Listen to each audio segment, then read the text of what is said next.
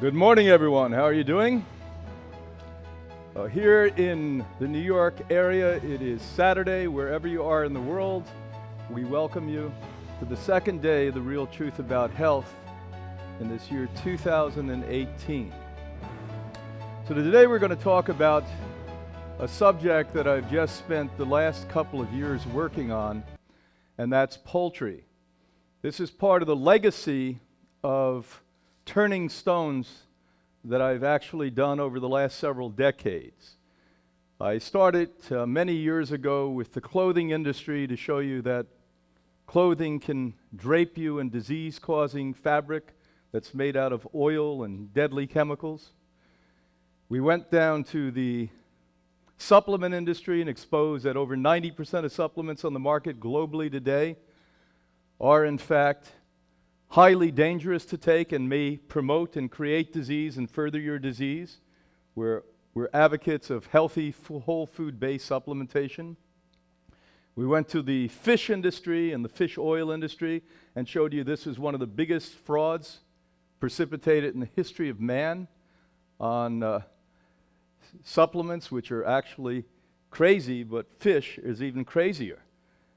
Fish oil, actually, we know for positive, promotes cardiovascular arrest, heart attacks, and stroke. We know that it creates cancer. We went down to the dairy industry and we showed you that dairy is the number one cause of cancer and in fact creates coronary arrest, diabetes, and as a young person, if you drink it, your likelihood of contracting many forms of cancer as you get older go up 2 to 4 times. Isn't that interesting? And today we're going to speak about poultry. Now, when I was a little boy growing up here in the United States, everyone's aspiration was to have enough money to eat steak. So when a family could have steak on the table, Dad felt he had done his job, and Mom was happy because she was just in there frying that steak up, and little boys and girls were happy, smiling at the table.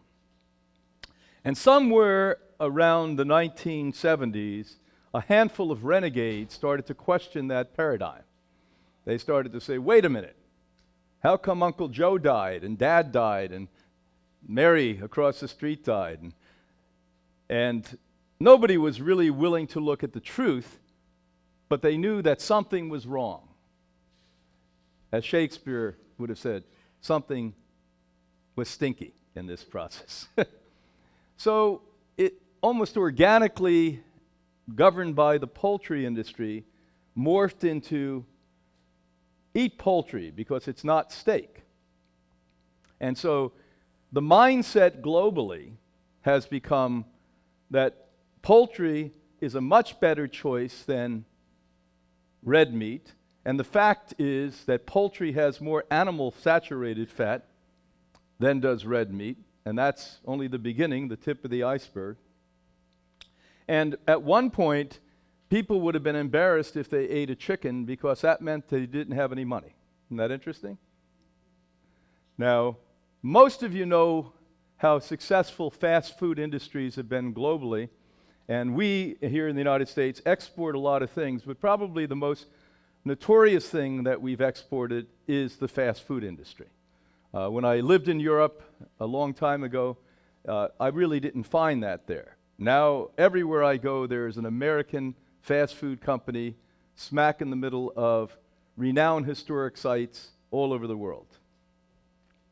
And I didn't know that the industry had become so absolutely influential that the chicken selling part of the fast food industry is actually far more economically successful than is McDonald's. Isn't that interesting? Did you know that? I was really surprised when I started a couple of years ago looking at this. So as big a name as McDonald's is, there's many, many chicken-pushing fast food people that are actually more successful than that. So this has been an incredibly successful ploy by the poultry industry that has actually captured the imagination of the mindset of humanity worldwide so that you justify eating these poor little birds because they happen not to be steak. Now, what's really interesting I think part of this has to do with size. And when you are an animal food consumer, in a way you're a bully, isn't it true? And bullies don't like to pick on big guys like steers. You ever go out and fight a steer? How many of you, if you had to go and fight a steer for your meal, how many of you would do it? Probably nobody here. Because I'm going to tell you, steers are pretty tough. But if you're a bully consuming the flesh of another creature, chickens are easy to beat up. Turkeys are easy to beat up. Ducks are easy to beat up. And so in a way, they're little, so they're not really meat. And I think that there's a mindset that goes on like that. And you have all of this folklore that goes on around things like chicken soup. Chicken soup is penicillin. What kind of crazy stuff is that? Like, who wants to take penicillin to begin with? Although penicillin was a great finding, I'll tell you, mold on a bread. So let's explore this a little bit deeper now. It's really, really, really weird when you start to think about how we come to these conclusions. Is poultry a food? And this is what it actually looks like. What you're seeing is a conveyor belt when little chicklets are born.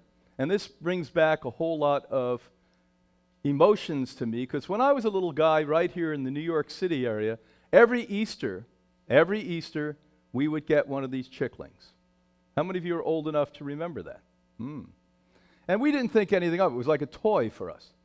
So every family I knew would go out and get these little chicklings and play with them until they died, just like the turtle or just like the fish. And nobody thought much of it. It was just sort of a playmate that you had temporarily. And when Easter was over, you were disenchanted.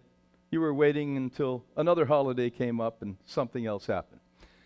Well, the most notorious part of this is domesticated fowl collectively, especially those valued for their meat and eggs as chickens, turkeys, ducks, geese, and guinea fowl, is the description of what poultry is. So look at this.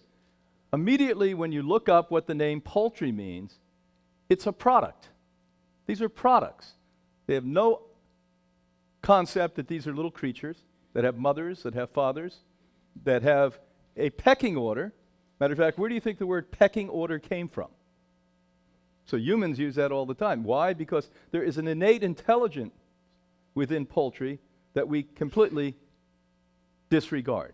Because if we start to think that these little creatures love and they feel, they have empathy, they have compassion, they have intelligence, they actually have a hierarchical society, they actually work together, then it would be a little bit harder for you as a bully to wring their neck. And that's exactly what happens with little boy chicklings. Because it's almost always better to be a boy in this male-dominated society. How many of you women would agree with that? Raise your hand. This is the one place you don't want to be a boy. Because if you're a little boy chicklet, they kill you. So they actually take them and they kill them, they throw them in a big bin, and they grind that up, and they use it for feed to feed other animals. And that's what happens to little boy chickens. How many of you knew that until I just told that to you? So at least 2 of you, 3 of you in this room. And you're supposed to be the enlightened worldwide. If you didn't know that, shame on you. Because you could tell your family, by the way, you're wringing the neck of little chicklings. So it's really, really weird. This is what it looks like, because when you disarm the entire process by thinking that these are products, it's much easier to wring the necks and pull all the feathers out. And how they do that, by the way, you think nobody sits there and picks it like you see in the old movies. They put it in a big barrel of acid.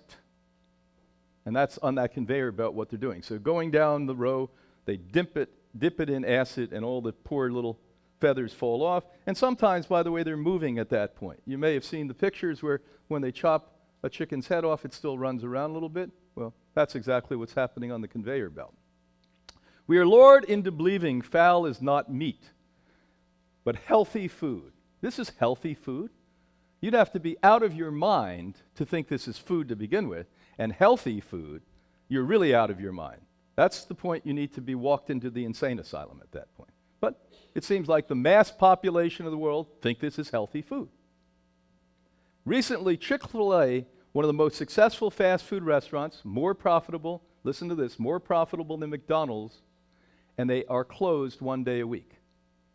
McDonald's is open 7 days a week. They're open 6 days a week. They have more stores in this country and now spreading around the world than does McDonald's, and they make more money than McDonald's. Why? Because there's this healthy food. And they know that, and they know the mindset of the public, and they know what you feel, and they know what your sentiment is, because you really don't want to change. And it's little, and you're a bully, and you'll kill the thing. So here's what they proposed. This restaurant promoted chicken as a health food and encouraged consumers to eat pounds every day. I will repeat what I said. Pounds for the people listening around the world is, for instance, at least a half a kilo to a kilo. So a half a kilo to a kilo of chicken a day, because it's going to make you stronger, healthier, and you live longer. Now, completely the opposite of the facts, completely the opposite of the truth, but when you're busy and you're working hard and you're stressed, you want to believe nonsense, because everyone else believes nonsense, and it's uncomfortable not to go along with the nonsense. Really uncomfortable. I don't eat red meat, so this is what I hear people say. Often when I'm lecturing, I say, you should be a plant-based eater, and they raise their hand. Oh, I eat fish. How many of you know that fish is not a plant? I eat chicken. It's not a plant. Maybe, I know that our educational system here, and certainly probably in many places in the globe, is not good, but I didn't know it was that bad. I mean, you really had to miss the entire first, second, and third year of biology to think a chicken's a plant. Somehow, other forms of animal fare slipped under the radar in the public consciousness. So we just completely think it's perfectly fine. So words association. Listen to this one. Now this really reveals the truth. So over in Norway, where seemingly, they have a little compassion, they give the Nobel Prize, as my wife's country of Sweden does. They honor people for dignified things and moving humanity forward. Here we honor people in the United States for money. The guy with the most money, he's the toughest, the biggest, the smartest, and always the most corrupt. But we honor that. We honor that. So over the university there, they experimented to judge how terminology describing meat would affect people's choices. When the word beef and pork were placed on the menu with cow and pig, both empathy and disgust were heightened. So how about if you went to your local fine food restaurant all over the world where you live, and by the way, when you were about ready there with all of your family and friends to look at the menu, it said, by the way, you're going to eat a cow. What part of the cow? Do you want the real buttocks of the cow? Then you have to pay more money. Or do you want the less expensive one around the anal opening of the cow? Or if you happen to be in the low-income, high-end restaurant, maybe you want the leg of the cow.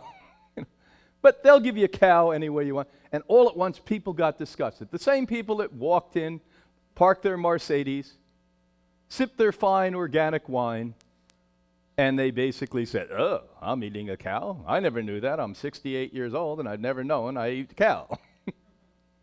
How about if you said, you're eating a pig? That's even worse.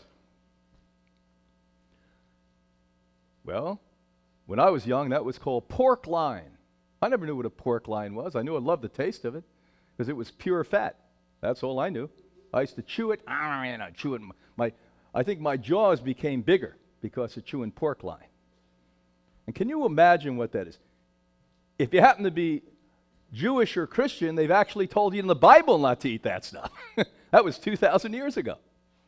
Get a look. But somehow you forgot that because you don't eat pigs and you don't eat cows. You eat steak and you eat pork loin. The world is really weird, isn't it? Meat your meat. Look at that cute little meat. We are taught that these highly social, intelligent creatures have no feelings or thoughts.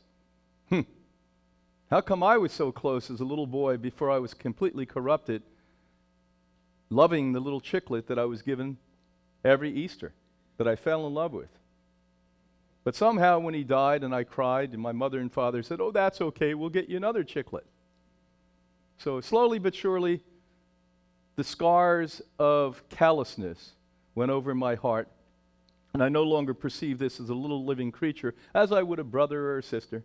I perceived it as something that I played with and something that I consumed. But in our house, we didn't consume a lot of it, because when I was young, middle-class people actually had enough money to eat the meat they wanted to eat, which was called red meat. Do you follow? We didn't have to eat that low-income stuff called chicken. Now it's completely flipped. Completely flipped. On the contrary, they are sensitive to touch. These are facts. These are not opinions. I never give any opinions. I give facts that I can back up with my opinion, which is always stronger than the fact. Possess imagination. These are tests that have been conducted globally on this. Have shown numerical abilities. Probably they're better than most of you on counting. Think of that. They have perception, time perception, so they actually know what time of the day it is most often. You and I have to carry a watch. They probably get it instinctually. We've lost that instinct, obviously. They have memory, practice self-control, reasoning, and logic. They use 24 distinct vocalizations. So now we know they have a language. They communicate with one another. Not maybe, not possibly. This isn't Brian's opinion. This is something we know for sure. So we have scientists that literally have enough wisdom to say, let's really look at the social order and the communication between these creatures. They have unique personalities. How many of you ever were around animals? How many of you recognize that they have unique personalities? Now, this is one of the scariest things that I found out. As an example, today's average turkey's weight, 29 pounds, is 121% more than it was less than a century ago. So when my granddad, or as a matter of fact, that was the year my dad was born. My granddad gave birth to my father in 1929. Well, it was my grandmother that did that, by the way. We don't have one of those families. That's what a turkey looked like. And it was, a fairly healthy little creature. And we didn't eat much turkey. Here in the United States, back in those days, the only time that people ate turkey was Thanksgiving and possibly during the holidays, during Christmas, but very seldom during the holidays. It's pretty much exclusive to the Holocaust, called the Turkey Holocaust, that we have in November in this country. Canada shares that holiday with us. The rest of you don't know what we're talking about. That's when we give thanks to slaughtering the Native Americans in this country and possessing their country here, called the United States. By 1967, when I was having a lot of fun, had long hair, and was running around, it was the time of Aquarius. Ah! That's the size of turkeys. But here are the babies today. Look at the size of that turkey today. Isn't that amazing? And that is really on scale what it looks like. Now, the thing that you don't know about it is that turkeys can no longer make love naturally. Turkeys are incapable and have been incapable for a long, long time to make love naturally. So all the turkeys that you eat and have eaten in your life pretty much have been artificially inseminated, because their bodies are so contorted, so out of shape, that they can't mount one another. So besides not having the pleasure of a long and healthy life in nature, they don't have the pleasure of procreation. Because we choose to make them such a big product now, so we can make more money if we're turkey growers, I guess, that literally they can't make love anymore. Now, how many of you knew that in this room? How many of you knew that? One person. So we're doing better now. We're going down in numbers here. And you didn't know it. This is really weird to me. And how do they get the turkey to that size? Anyone know? They feed them ground up chiclets. They inject hormones into their body, because these ranchers and farmers that grow these poor creatures for product and profit literally make more for the pound, not what's in the turkey. Matter of fact, they probably inject water into them until they take them to market sometimes. I don't know that to be a fact, but I wouldn't doubt it. They do all of the rest of the stuff. This is an organic poultry farm. That's what you call your free range. That's actually a photograph of a free range factory farm. Look free range to you? You have this romantic idea that they're on the hills of southern France or, in Vermont or out in California, here they are walking around, kissing each other, chicken by chicken. And this is a free range farm. Free range fraud is rampant. Rampant. But you yuppies aren't going to like what I say now. You better shut down your cameras and computers, because you yuppies are going to say, this guy's extreme. Yeah, this guy's extremely correct. And you're an extreme idiot if you buy into this. That's what I can tell you. You're an idiot if you buy into this stuff. They call this stuff free range because they know they can sell it higher amounts to people that are affluent and don't feel really good about the cramped conditions. When we looked at this deeply, I can assure you that there is no difference really in the overwhelming majority of raising poultry and the normal factory farm. The difference is you're paying a lot more money for the same exact thing. As you see, the factory farm below allows a slight amount of flow through it. So they open it up a little bit, let the air come through it. For this reason, the organic poultry industry has self-regulated their way into hearts and minds of yuppies who justify their consumption of birds by thinking they are humanly treated before they are slaughtered to be consumed as clean food. How can you call the flesh of a dead animal, the carcass of a dead animal, clean food? How many of you, if you saw a dead animal on the side of the road that was freshly killed, would ever jump out of the car, grab it, and eat it? Raise your hand. Well, good. We've gone right down in the number now. To 0. So we started at 2, the enlightened, and we went to 1. Now we have none. None of you really want to eat the carcasses of a dead animal. But you do it every day because you get it at the health store. When the hell are you going to wake up? You have more than one little part of your brain that says me, me, me, me, me. It could be, it's hard. You can crack it open, and you start to see. And sometimes you see more than you want to see. So here was a colleague and a friend of mine. She was scrutinized, as all the great scientists I've ever known have been. Yet science is a pecking order also, not of chickens, of something with less intelligent than chickens, I think. That they establish false truths and basically hold the false truths as academic wisdom, and they teach it and perpetuate the false truths and regurgitate it, and you're all impressed because they're scientists, and the system continues to be the same broken system that we've always had and even becomes more broken.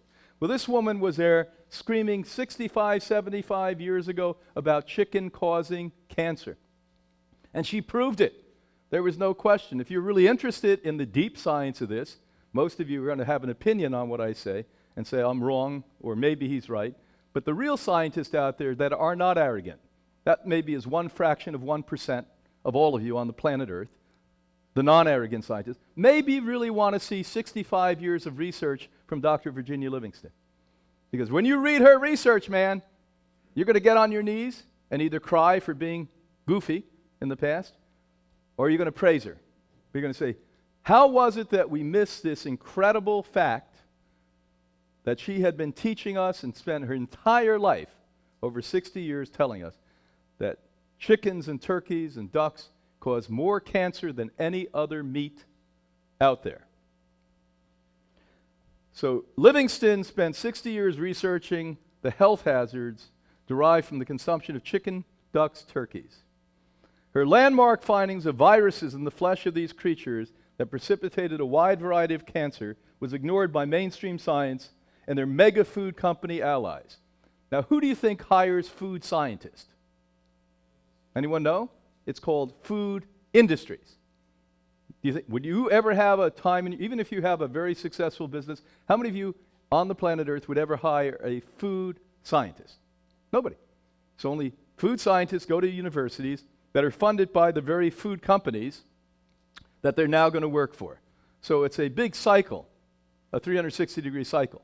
And when they get out, basically the food companies now have the ponds there. They send them out to do bogus research and tell you how wonderful this is, and we don't ever use the words hormone-rich chicken, hormone-rich turkeys, contorted, absurd, 120 times larger than they should be turkeys. We say they're plump.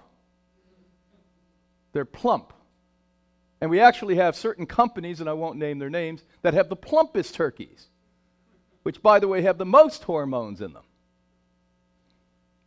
And they've made laws now so they can pump hormones into these turkeys and then take the first growth generation, which is not going to take a year, by the way, to grow. Growth generation of the turkeys, they're still plump, and put organic on the side because they self-regulate. They self-regulate. Nobody's watching this stuff, and you're not watching it because you're too busy out spending your money and eating all this wonderful organic food. And I don't know where the word organic and meat come together. That's like north and south, east and west. It doesn't come together. Now, here's the biggest problem about this. If you don't like anything else I said, you're certainly not going to like this. Here's what we do know, and there's references there to just a few of my choice research studies. I probably read something like 3,000 research studies on poultry when I was putting this book together, and I make it easy. This is not a heady book. I make this for the average person, because the heady people aren't going to read this anyway. They're going to sit around with their own opinion because they're part of the system. But for you, the lay public, I make this interesting, so you may want to look. We know the direct link to breast cancer. Not maybe, not possibly. We know that if you eat turkey, if you eat chicken, if you eat duck, which is really disgusting. I liked all meat. I never liked duck for some reason. I don't know why.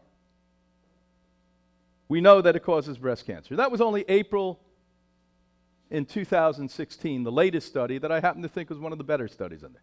Colon cancer, we know that for sure. That you want more colon cancer, eat chicken. Great way to get colon cancer. How many of you like colon cancer here?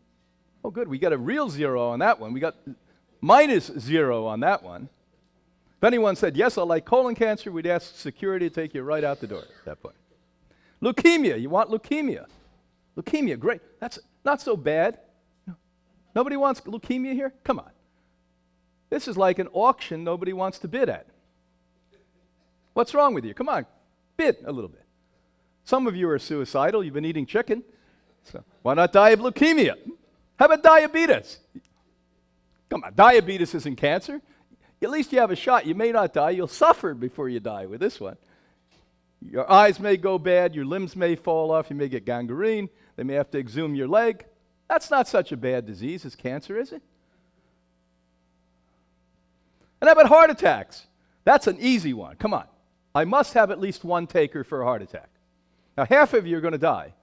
In Europe and North America, about 50% of us will die in the Western developed world from a heart attack or stroke. So you're going to die anyway. Come on. At least one person. Don't I have one person that wants to have a heart attack? And most of you don't suffer from a heart attack. The younger you are, the better chances you're going to die on the spot. Now, you know why you don't die on the spot when you're older? Because the body's smarter than you. Listen to this. This is amazing how smart the body is. Your brain's not smart. Your body is. As you get older and you've clogged your body up with chicken fat and turkey and all of this other nonsense and eggs, which we're going to get to in a minute, by the way, your body produces other veins. Because it says, this idiot's just clogged up all the veins. I can't have blood go anywhere. So it actually produces, your own body produces, without the brain involved, thank God. The brain would say, oh, you don't need to do that. Chicken's healthy. So now it has extra veins. So when, by the way, you have a heart attack and you're older, you have a release valve. When you're young and you only have certain veins and blood doesn't get to the brain, it's called a stroke. When blood doesn't get to the heart, it's called a heart attack. And kaput. One of you, come on, just one of you. Come on, eat chicken. You can have a heart attack. You die quick. At least no young people want to have a heart attack here? Come on, raise your hand. Okay. How about obesity? Some of you look too skinny to me here. Obesity is not a bad thing. I was obese at one point. And, you know, I didn't die. I almost died. I couldn't breathe. I couldn't walk upstairs. And boy, oh boy, did I like to eat all of this stuff we're talking about today. And eggs, oh my God, every time I had a chance to eat eggs, I ate 12 because they were really cheap. When I was a kid, eggs were like a dozen for 38 cents. And so I couldn't afford much of anything, so what I did is got a whole dozen and ate the whole dozen of eggs. So my grandmother, my grandfather, on both sides, my parents, they told me how healthy eggs were. Matter of fact, every single morning you had to have fried eggs. It wasn't bad enough they were little fecal of chicken in that. It wasn't bad enough that they were, in fact, the fetus of a chicken. But now I had to fry them in butter. And remember what happened when you fry them in butter and they touched your mercury fillings? Oh, it was weird. They had this weird feeling in there. Come on, don't any of you want to be at least obese? This is not a friendly audience I have here today. I was hoping for a friendly audience. You know, you're really the diehards up here early in the morning to listen to this. How about brain cancer? Come on. A lot of you really need to replace your brain anyway. So you've been eating chicken and turkey and all that. Come on. Brain cancer. All right, the last one, prostate cancer. This is horrible. I don't know if I'll ever come back and lecture the real truth about health to you because none of you want to have one of these diseases from eating chicken. That is really sad to me. The next time I come back here, I hope. Now, eggs, evil health destruction offering comes from the rampant E. coli. How many of you know about and salmonella that have been discovered in 90% of the eggs? You're saying, oh, Brian's exaggerating here. No, Brian doesn't exaggerate. Brian happens to read science.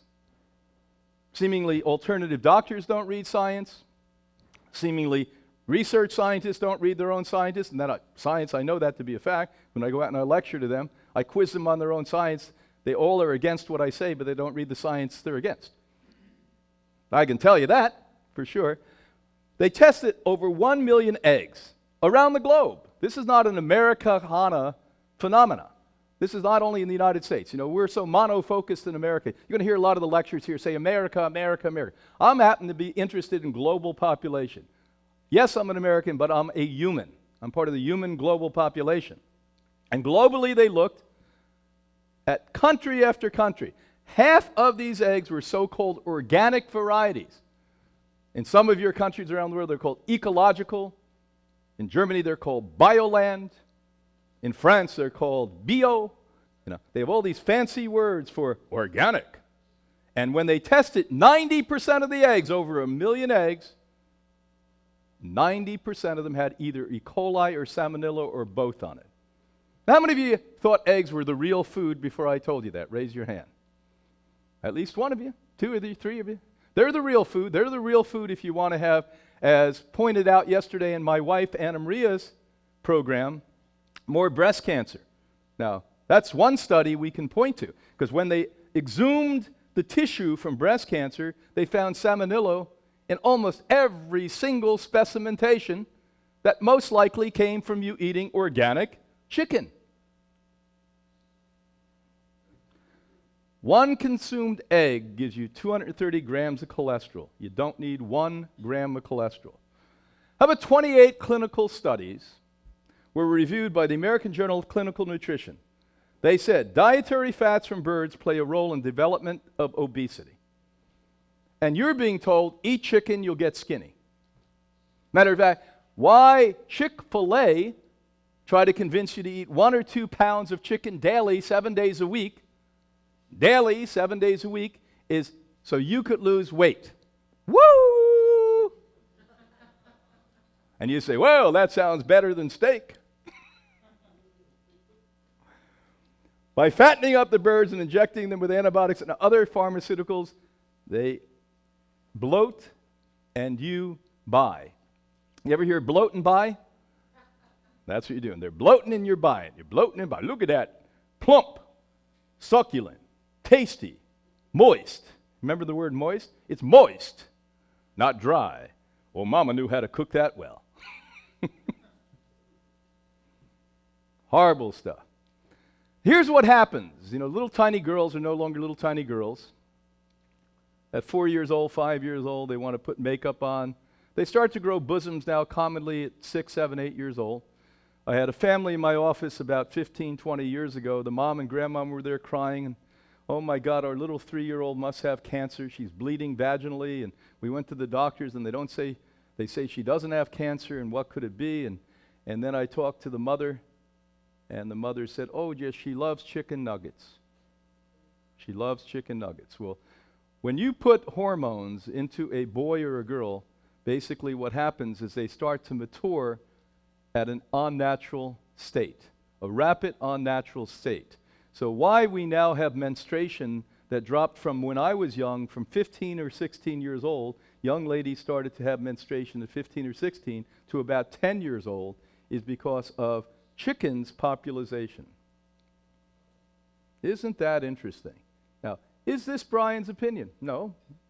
I have very strong opinions, but I also happen to read science, and the science tells us the number one reason for antibiotic resistance, the number one reason little girls have menstruation at 7 and 8 years old, the number one reason women have menopause now 10 years sooner than their moms, is because people are consuming more and more hormones that come from animals. And the animal of choice today for you yuppie, hippie, natural eaters happen to be chicken. And I don't eat hamburgers anymore. I eat turkey burgers. Because I'm so smart. I'm an enlightened, yuppie, white person who has money. Well, congratulations for being conned again. Highly educated cons are even better than the cons for the average person, because they really have to go through a whole veneer of arrogance to get to your heart and soul and pocketbook, and they've done it. Let's give them a hand. The industry's done a brilliant job bringing you down, bringing you down.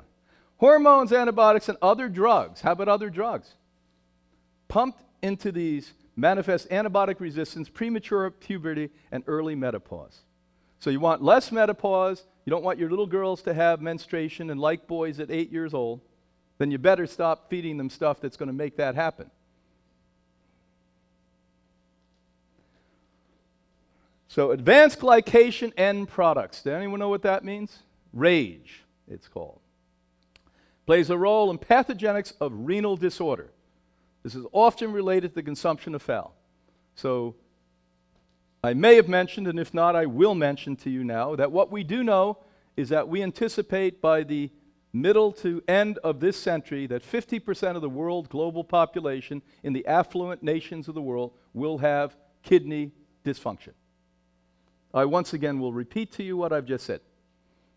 That very soon, 50% of you listening out there, if you don't radically shift the way you live, think, act, eat, etc., will end up with kidney disorder.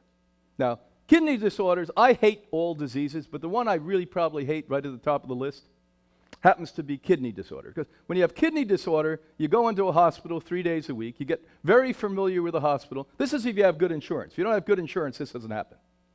You go into the hospital 3 days a week, you spend 3-4 hours at the hospital on a machine because you no longer have a kidney that functions. And we're telling you that what we have is overwhelming evidence that one of the major causes of that is not only all meat consumption, all animal fat consumption, all egg consumption, but also fowl consumption. Now, seemingly nobody wants to acknowledge this because poultry consumption goes up. And when I used to go to a health store years ago, all health stores were plant-based. But now they want to put under the umbrella of health organic animal food. So many places I go when I travel the globe to go to a health store and they have the salad bar, it's no longer a salad bar. It's a carcass of animal bar and an egg bar. And because those of you who are non-thinkers, which is a majority of the population of the world, basically because it's under the umbrella of a health store, you say it must be healthy. So there you go, chomp right down on the eggs. But of course, you're smart enough not to eat the yellow part of the egg. You eat the white part of the egg, right? Silly people. Silly people. So we talked a couple of times about acrylamides, but you'll hear us speak more about that tonight in our panel. Because I yesterday showed you, and you may want to, if you didn't tune in yesterday or you weren't here, you may want to look at that. It's already up on The Real Truth About Health. I talked about the 3 things we know for sure when you cook a food. Not maybe, not possibly. One's leukocytosis, one is heating fats, and the other are acrylamides. So beyond the fact that we're eating chicken, I never ate a raw chicken, even though I ate lots of meat in my life. I never heard of raw chicken. I've heard of raw fish, I've heard of raw steak, but I haven't heard of raw chicken. Have you? Okay, nobody eats raw chicken. So you always cook it, right? So besides the chicken having antibiotics, having chemicals, giving you the weird hormones that they have in it, etc., now you're going to cook it and you're going to give yourself more cancer with it. Isn't that great? This is like one-stop shopping. You can have kidney disorder, you can have obesity, you can have breast cancer, you can have brain cancer, diabetes, you don't even have to do anything else wrong. Just eat chicken. Acrylamide is a well-established carcinogen, presents itself when frying chicken and other meats. This acrylamides introduce oxidative stress, also degrades sperm, and affects conception. So I'm working all of the time with young married couples from around the world that are saying, I've tried for 5 years, I've tried for 10 years, can't have babies. Now, the only good part of that story is they keep trying, and that part's fun. But they don't have babies at the end of it. And we now estimate that 1/3 of the young married couples who are attempting to have babies can't, and we came up with a new whole subset of medicine called what? Fertility medicine. So now they're experimenting with hormones on humans because humans can't have babies because they've eaten hormones in animals. Now let me repeat what I just said to you. So the overwhelming number one reason why young people can no longer have babies, and it's getting worse and worse and worse and worse and worse, the number one reason, there's many reasons. I don't have the time to speak about it all. Cell phones in here and all of it, but everything. But the truth, number one reason is because we eat animals with hormones. Our hormones go wacky. When our hormones go wacky, sperm and eggs don't produce the way they should, can't have babies. And what do? When that doesn't happen, we now give you hormones. Really smart idea. Let's give them a hand for that brilliance. Come on, what's wrong? You don't go along with this program? Well, I don't know what's wrong with you guys. I thought New Yorkers were smart. I really thought you guys were the smart people here in the United States, huh? Maybe not. Maybe I got to go to California. They'd probably do a standing ovation when I did that one. Meat science studies. Yes, they actually study meat. And every once in a while, we actually capture truth out of that, because usually they suppress this information.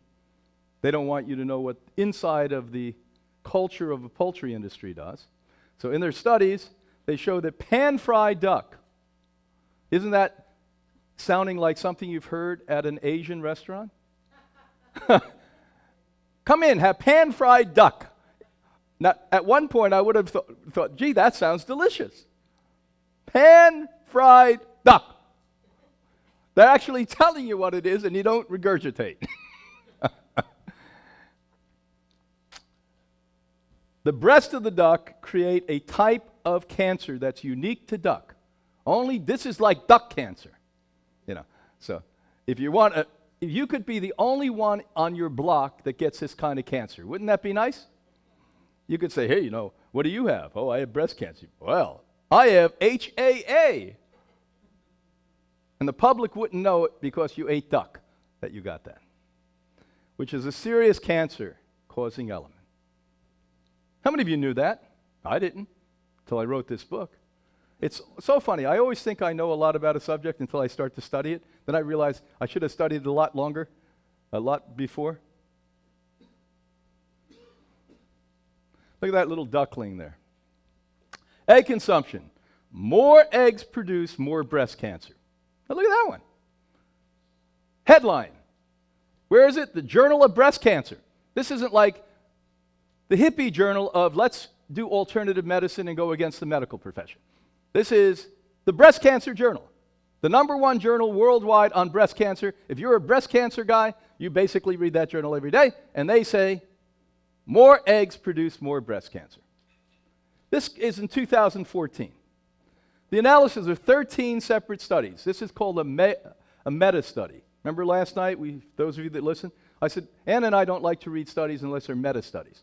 Several people did studies, and then you see the one strain of truth, because every study is pretty much biased and paid for by some industry. But if you read 13 studies and they all say this one particular thing, bingo, that's real at that point. This is what the studies wrote.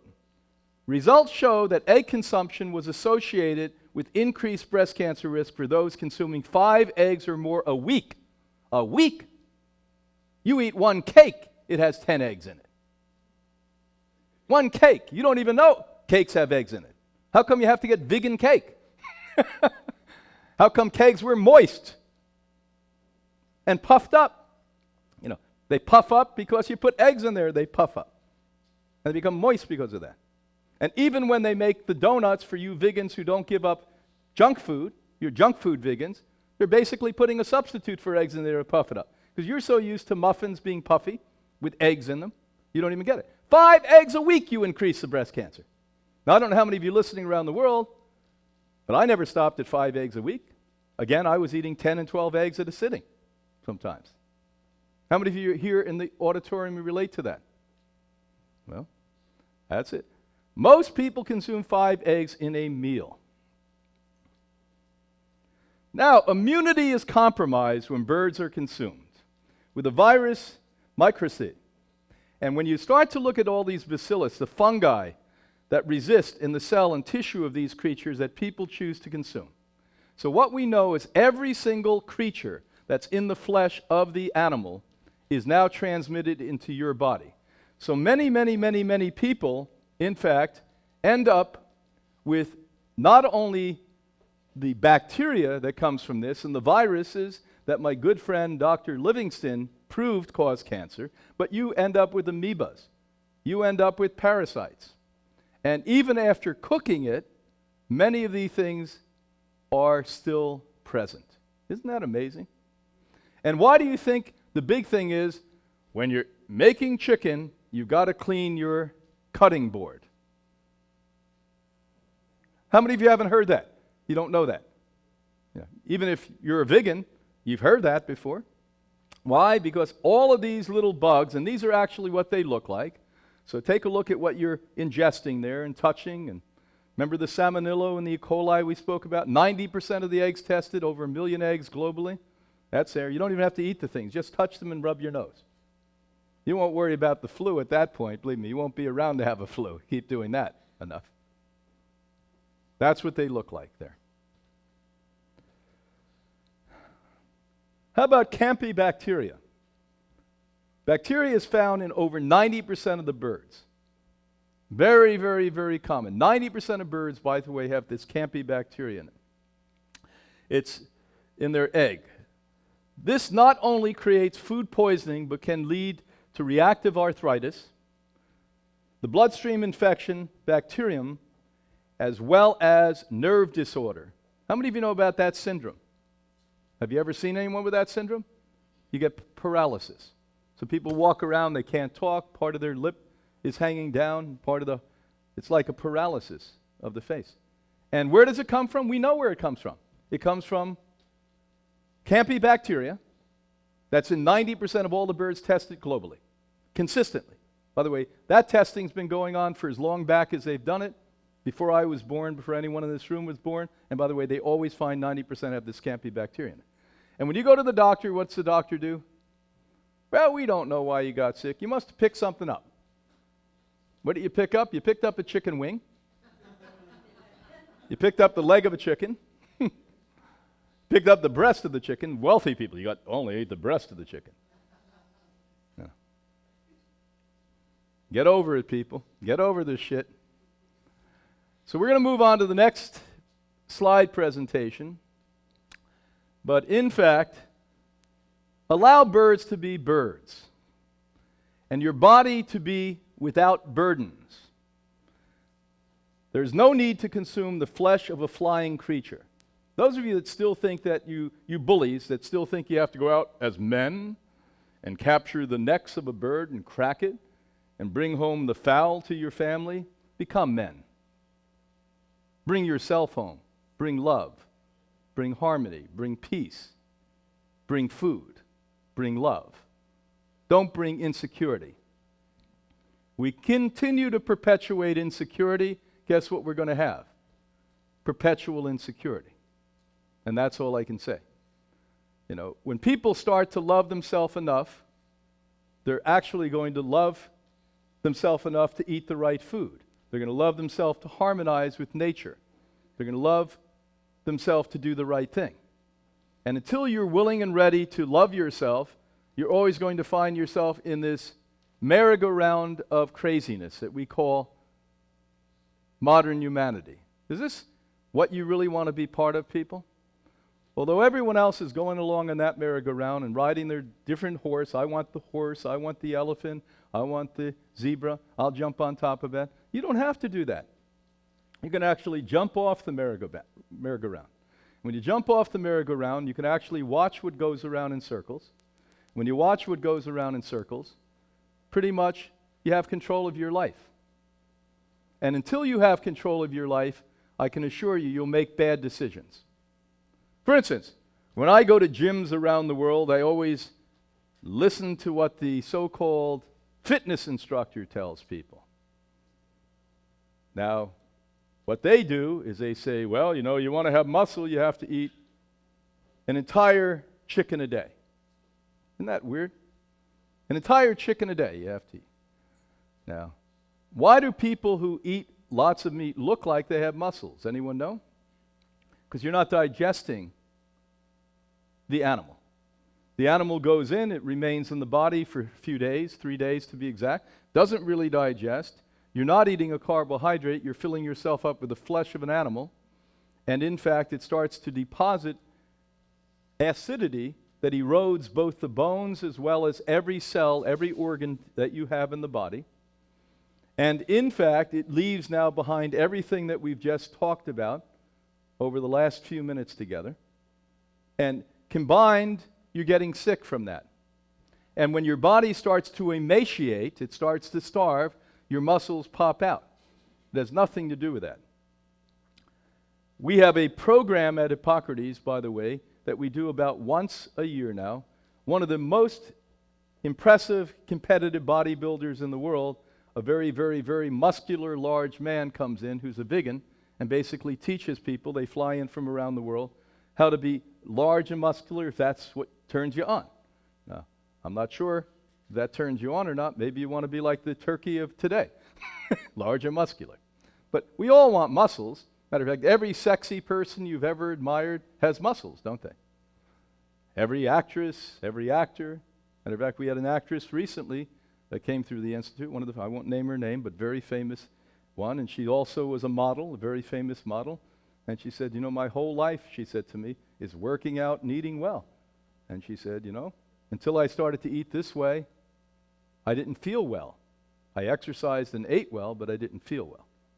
And so we've got to start to change our whole attitude about all of this. We've got to really radically shift the way we think about all of this. So now we move on to some things we know about cancer, because the number one thing that I got out of writing the poultry book is that if you want to get cancer, it's a better way to get cancer than any other disease. And I can tell you something, I don't know anyone that actually seeks out cancer, although it's becoming more and more prominent. Now, I wrote a series of books for the eggheads, for the scientists. The scientists, when I would be out over the last 40-some years lecturing at universities and medical groups, holistic medical groups, they'd always say, well, you don't have science on this. And you're going to hear a lot of the guys here regurgitate science, because that's what they do. They don't do the work. They read other people's science and regurgitate it. And so I got a little angry about that, and so I sat down a number of years ago and I wrote a 3-volume academic series that all it is science. And by the way, most of you sitting here, most of you listening, you'd hate these books because all it is pure science. I hated writing them, but I needed to do it.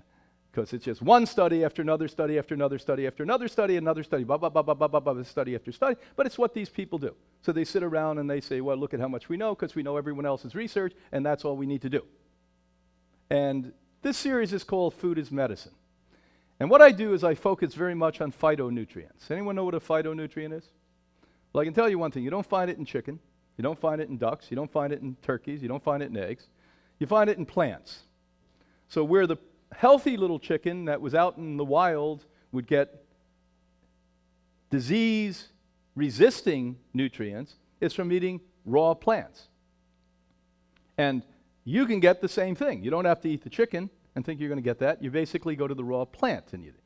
So phytochemicals play a role, and well-documented role, in protecting human health. As revealed by the results of test tube and animal experiments, human studies, and clinical trials.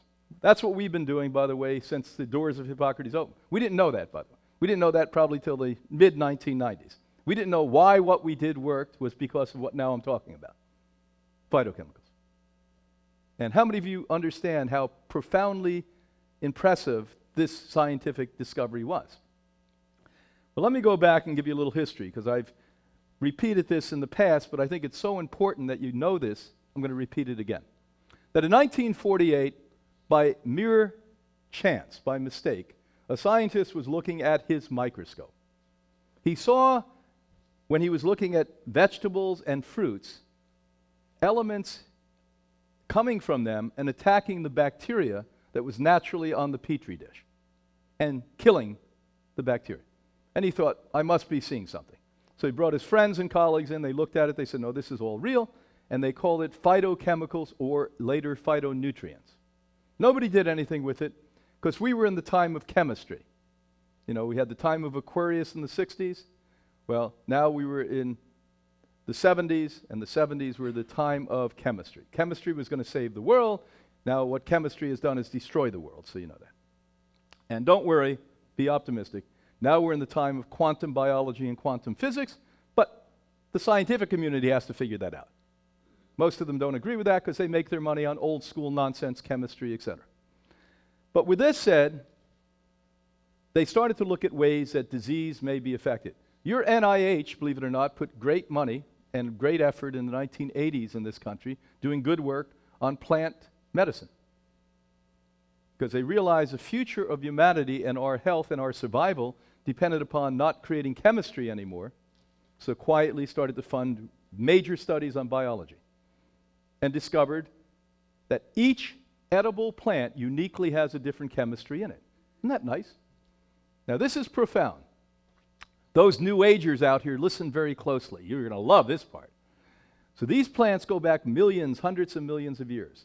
And encoded into those plants were medicines that would help your species that's only been in our form for 10,000 years. Now, I'll repeat it again. So plant chemistry, called phytochemicals, were encoded by the universe, God, whatever you want to call it, into plants to heal your Homo sapiens species that has only been around for this last 10,000 years. Now, if that's not cosmic, I don't know what is. That's a real omer. On that one. Interesting stuff, isn't it? So now people always say, well, you know, major universities aren't interested in this. No.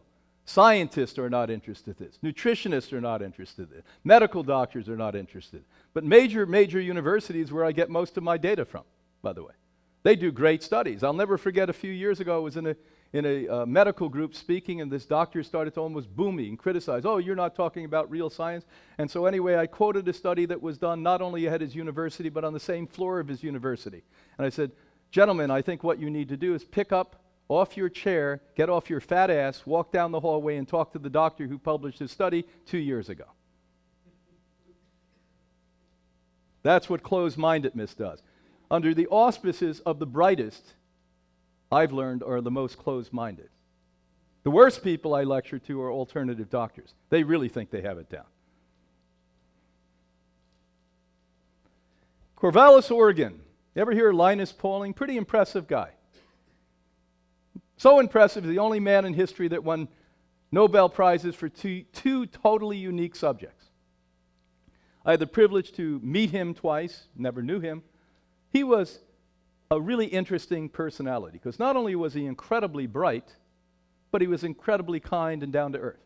You know, usually really bright guys like that, they're interesting, but that's it. He was interesting and nice. Interesting and nice is better than just interesting. Well, here's what the Linus Pauling Institute said. They used to be at Stanford, off the campus of Stanford in Palo Alto. Out of respect, after Linus Pauling passed on, they moved it back to his alma mater, Oregon State University. And they discovered yet another reason why sulforaphane compounds in broccoli and other cruciferous vegetables is so medicinal. It provides not just one, but two ways to prevent cancer through the complex mechanism of epigenetics.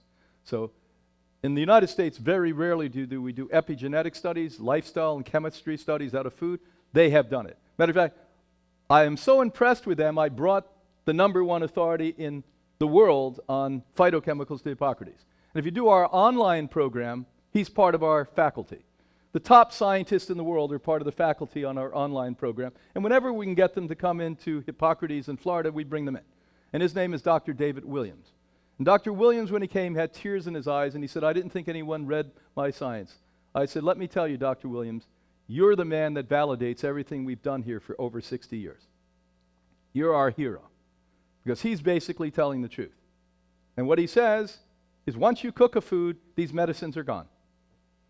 The world's leading authority out of the most impressive organization on the planet called the Linus Pauling Institute on this. Epigenetic and increased focus of research around the world refers not just to our genetic code, but also the way that diet, toxins, and other environmental factors change gene expression. Now, we used to think genes took generations to change. Now we know in quantum biology, I write about this in an upcoming book, Quantum Human Biology, that literally your attitude changes genes less than a second. If I go, ha! Your genes just changed.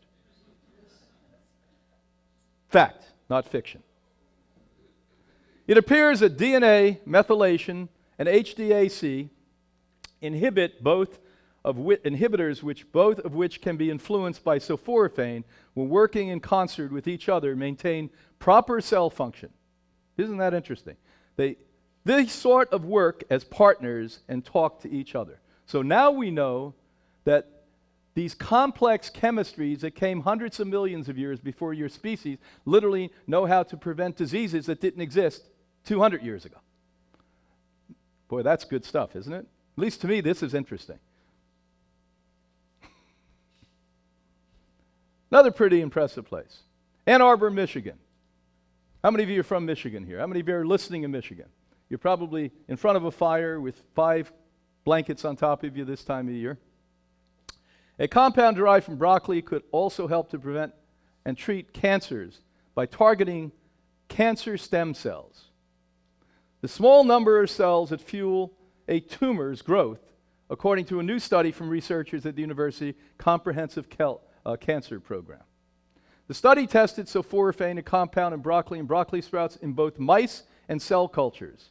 Cell cultures are human cultures, so you know that.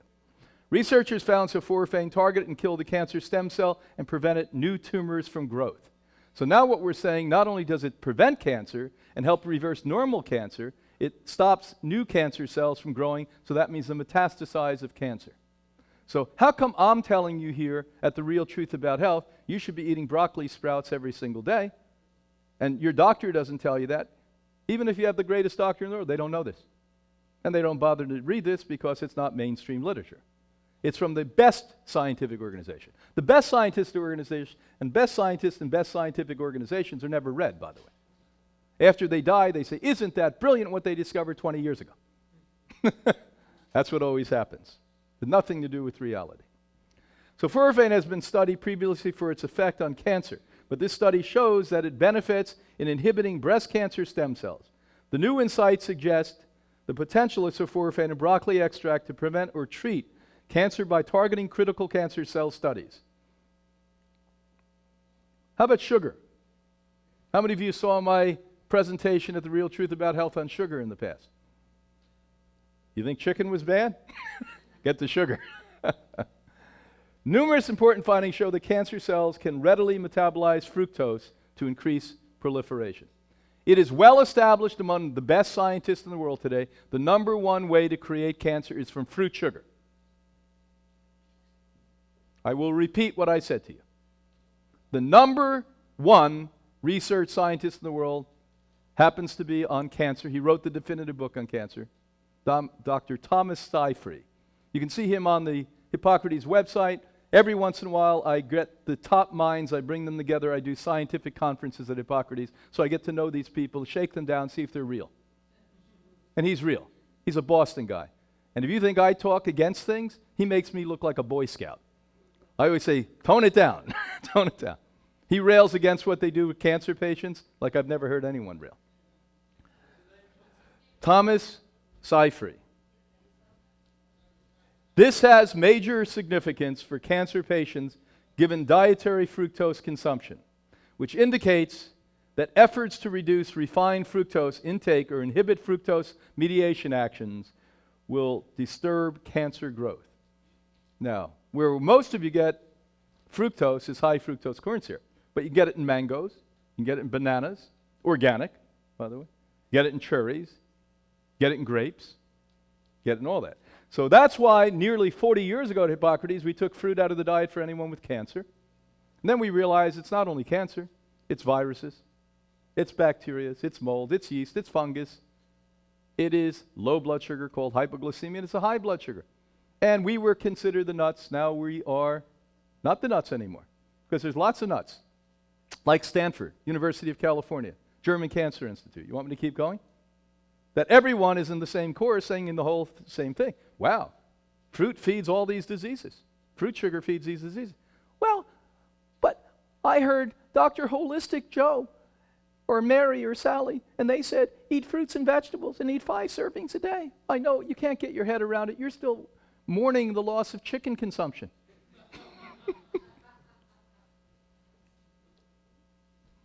Wake up, people.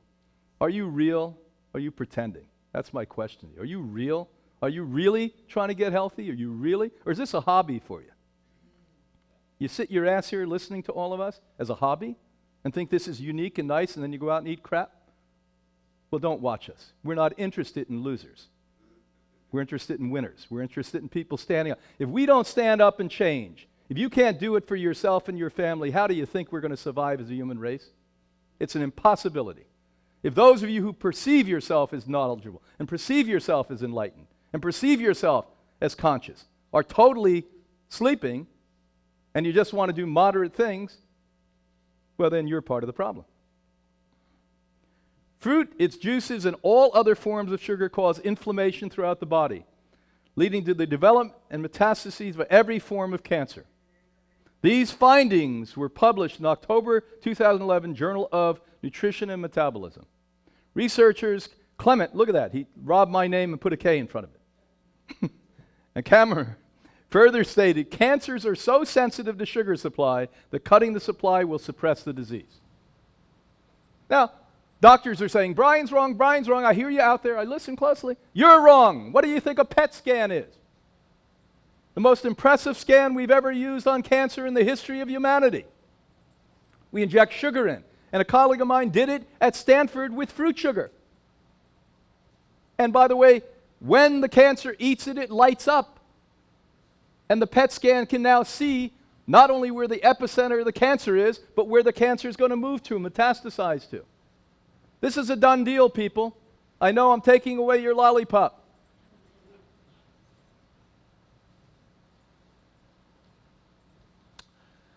Emerging evidence indicates that impaired cellular energy metabolism is a defining characteristic of nearly all cancers, regardless of cellular or tissue origin.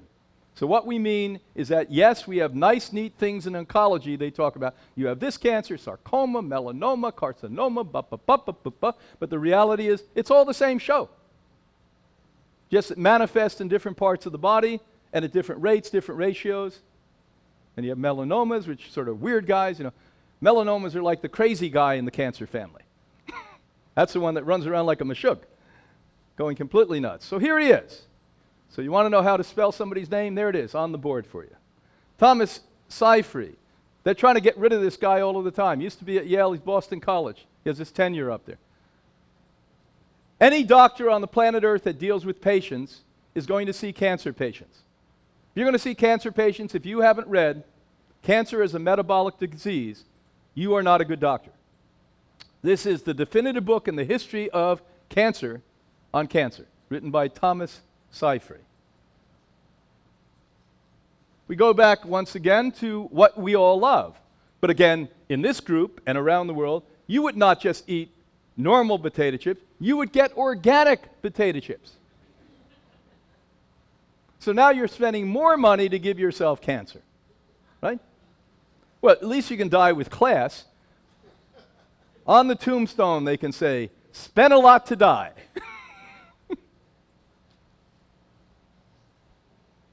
Swedish renowned Karolinska We love Karolinska. They do great studies over there, right in Stockholm, where we'll be next month speaking. Discovered and published the initial findings on how cooking morphs the chemistry of plants, making a cancer-causing compounds. You know, when the Swedes came out with it, the entire chorus of the scientific community condemned them. Oh, they must have made a mistake. They must have made a mistake. Then other people started to do the studies, said, no, it's not a mistake. By the way, they're right. And here's the other things we can tell you. Researchers at Harvard School of Public Health, where I lectured 5 years ago, have found an increased risk of ovarian and endometrial cancer among non-smoking postmenopausal women who consume food and beverage containing high levels of acrylamides, a natural occurring chemical found in grains, potato chips, pretzels, and other compound baked and snack foods. Acrylamides are produced during the heating of these foods. So now when you go down to the big health food markets, you go down the aisle with nothing but pretzels and potato chips and organic corn chips, you better walk fast. Because you're in the health store to prevent cancer, and you're in the aisle that will give you cancer. Isn't that something? Now, how come the health store doesn't know that? Health store is in the business of selling you health food, not selling you health. Remember that. I never went to a store I bought health ever. You ever find a store that can give you health? I want health. I can't do it. I want health. Come on, I'm paying a lot of money. Can't do it. Nobody can give you health except who? You. Now you got it. You're the only one that can give you health.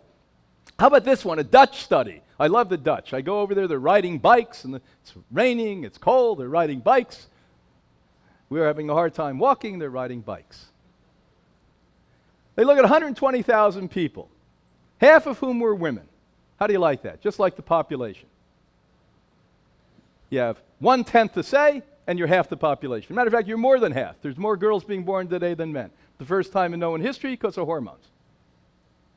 With that said, they found that women absorb more acrylamides were twice as likely to develop ovarian and womb cancer as those ingesting a small amount.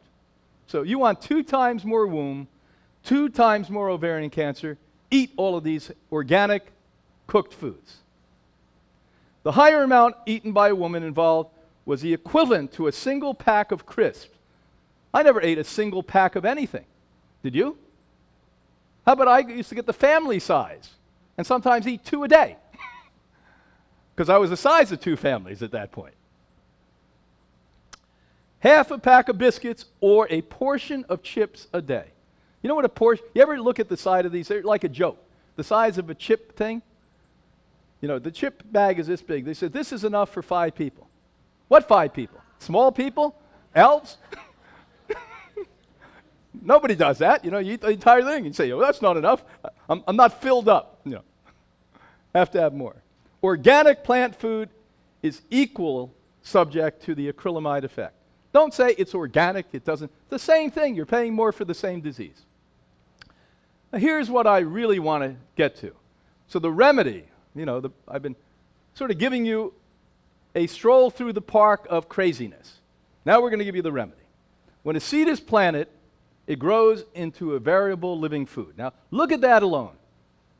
If you don't have faith in God and nature, look at sprouting. That is unbelievable. You have this little seed, it can sit around for decades. Matter of fact, if you preserve it, it could sit around for 2,000 years. Just sits there. Come on, come on. When are you going to give me life? And bingo, you give it oxygen, you give it water, and it grows into what you see. This, by the way, took 6 days to do, what you see in front of you there. Now, anyone have a little concept listening around the world or in this room that maybe the one at the right or your left over there is more nutritious than the one over there? How many of you think the one that's green is more nutritious than the one? Much, much more nutritious. Because when the little tiny baby adolescent girl is given birth, she now becomes a mother. And now she can produce many, many, many offspring. In the case of a sunflower, several thousand offsprings. So if I put that little seed into the ground and let it grow for about 6 or 7 weeks, that plant is beautiful and round and has about 3,000 seeds on it. That, by the way, is so powerful, in the morning it faces the east, and at night it moves to the west.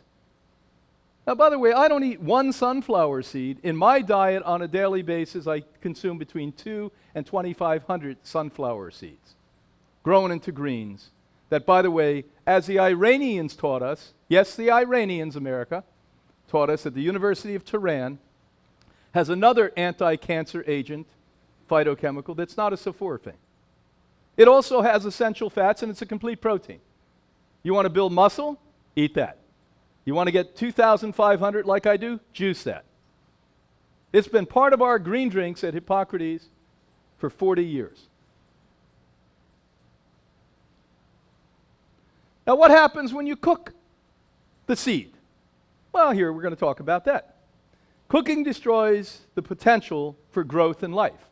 So how many of you, if I took a seed and I, in front of you, cooked it, and now in May here in the north, said, let's go out and plant it in our garden, would sit there waiting for it to grow? Raise your hand. Now, why would you not wait with me to see if a seed would grow in your garden if it had been cooked? Anyone know why? Because it's dead. No. Anyone here not know that when you cook a seed, it's dead? Raise your hand. I see you out there in the world. Raise your hand. Oh, one person over there, you didn't understand. It was a language thing. So you all do agree. You all do agree it's dead. So now, if it's dead, why are you eating it? Do dead things make you grow? Do dead things give you energy? Do dead things give you nutrients? Well, I know some of you really want to raise your hand because you like organic potato chips. You like chicken wings. Organic, of course. I would not plant that seed in the ground because I know it would be a waste of time, and I would not plant that seed in my body and expect it to give me anything but carbohydrates that break down to sugar that feed every disease known to man and feed aging. I will repeat what I said again. I would not plant that seed in the ground because I know it's dead. I would not put that in my body and anticipate it's going to give me life, because death does not give you life. But what it will give me when it breaks down as a carbohydrate that is not nutritive is sugar.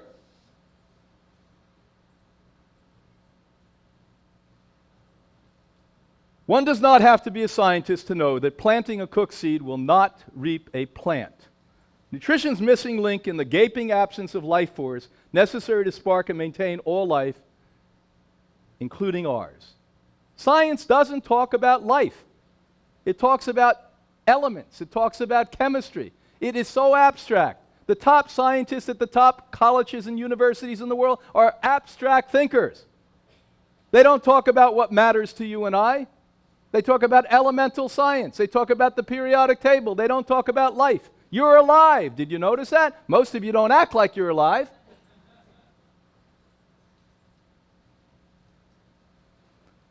Now, this is just going to show you. In the back of my highly, highly intellectual books for the eggheads out there, you want to challenge what I said? Read the highly intellectual books. That's what pacifies you boys. I have study after study after study after study after study from around the world that shows you how bad cooking food is. From who? The very people and the very universities that criticize what we say.